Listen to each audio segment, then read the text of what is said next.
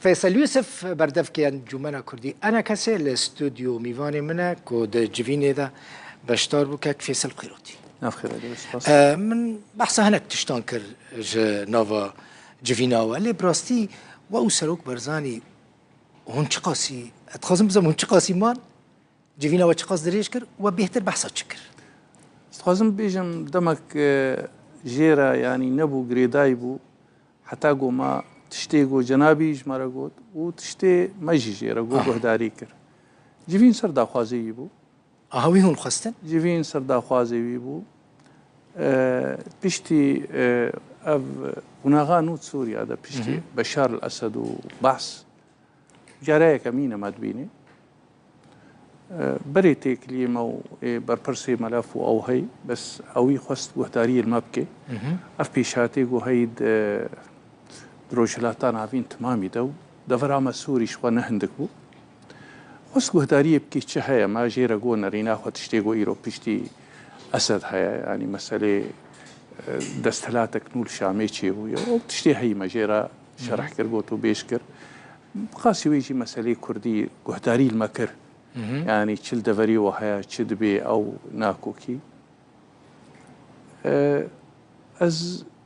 بيوستي بيغوتن هر قوناغكي قو سوري تير درباس ويا شورشا سوري 2011 وردا جنابينا هر وقتي خستيه يعني هيزن كردي ببيني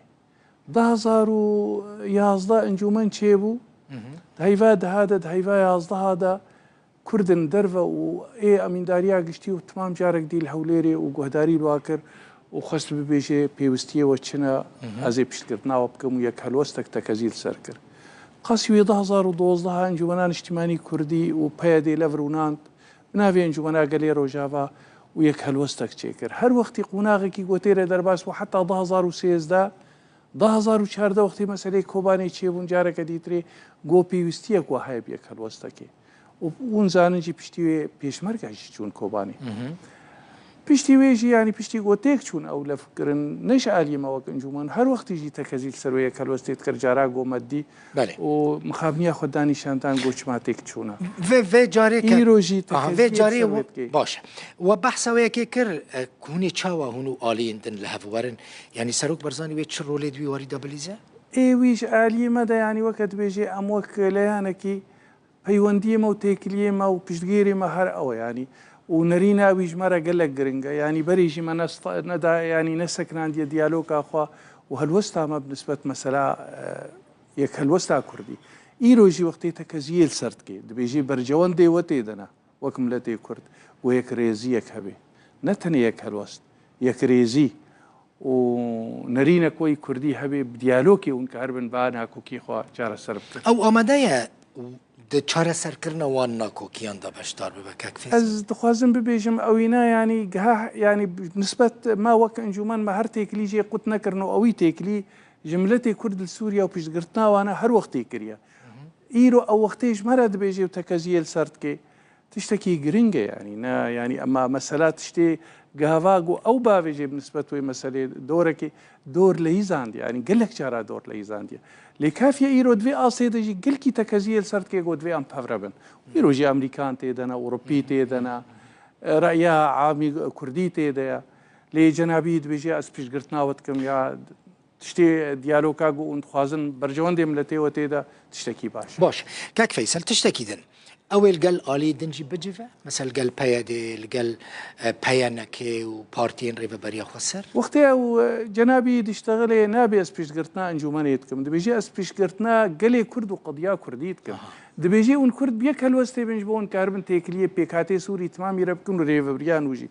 ام ويب آلي ديركي اناكي استخازم ببيجم نتني بوي تني فقريدا يسيلف كرن اوي كرن هاغنا چارو پنج حتى ايروجي دراغري قرك علي دي شجالي وافا يعني تشتي وكري يعني او شجالي خوفا يعني هنا كيد في مسألة دا آري كاربن باش نها هونو مظلوم عبدي جهشنا كداري والله مثلا تشتينو ببيسم لا تشتينو اشتري ببيجم تشتينو استخدم يعني امو مظلوم عبدي كان يعني بتشعف ديريا امريكانا وتدخلها ويا اوروبيا واويجي خست ام تشون ما اوديت ما ديت وبلكي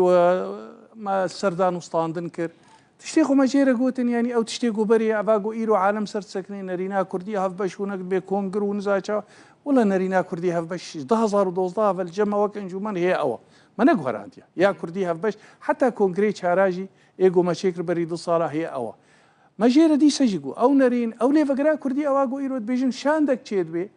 دوێ چێپی لە لێڤەگرا کوردی ئەوە یا گۆوەکە دبێژی لە ئاوات بێ سەر نەرینا کوردی هەف بەش و مەرجعیا کوردی یا 4 چوون یا 10 چوون شوێ لێڤەگەرێک یا گرنگی ئەوە مەژێرە گۆ هەنێک نەخویایی هەنە ینی ئەوەی گرتیە گۆ ینی نەخویایی 2012 هەر وەختی مەژێرە گۆ هەنێک مەسلەی بەرێژی ما دووبارەکردن و بەری 4 ساڵە گەرەک ئەڤرەنگێ گۆ ئیرۆ ئەم هاوانێ ئاستەکە دی دەبانە دیسە ینی مەژێرە گۆ ینی ئیرۆژی پرسگرێکێک هەیە مەسەلا ترک ئیرۆ نادنە پاش ینی مەسەلات بن وڵا مەسەلا پەکەکێ ئەو نە مەسەلەک مایە و ینی ئەو مەسەلەک ترکایە اون کاربن ئەم کاربن بە هەفتورە ئیرۆ دەڤەرێ خۆ بپارێزن مەژی ینی دانیشاندان پابوونە ئەمریکانە و فەڕەنسیا و بزەرالی مەژێرە بوو ینی گۆداری کێر و گوتیانی ئەمێ جارێک دیترێ وێ مەسەلێ گۆتوبێش بکەن لە بە هەفتورە و وێ مەسەلێ ئەمێ بەحسکن پشتی وێ ئەم ئەمریکانە و فەڕەنسیا دوێنن هەیە حتانها هەفدیتنا دوای گۆ لازمە چێ ببێ هەیە حتانها چێنەوە وێ کەنگی چێ بە هەفدیتنەوە لە جەممە ینی وەکت بێژێ گرێدایە وەکت بێژێ بە هەنێک تشتێک گۆ بەرێمە خۆستی و هەنێک ئەجوا ینی گرتیەک دۆ هەبوون بەردان و ئەو هەنێک ئەوضاعی دیترێ هەنە گرێداینە پێشهاتێک گۆتندروێ سووریا دەچێت بێ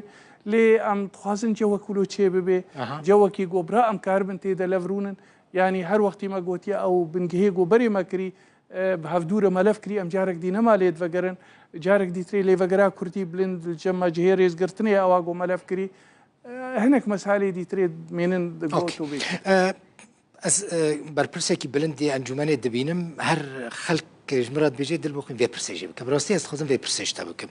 بەردەفکی ئەنجومەنەی هونێ دەناوە ئەتیلافێدا بمینن یان هونێژ ئەتیلافێ دەرکەبن کاک فەیسەڵ یاستخوازم بێژم ڕۆداورە و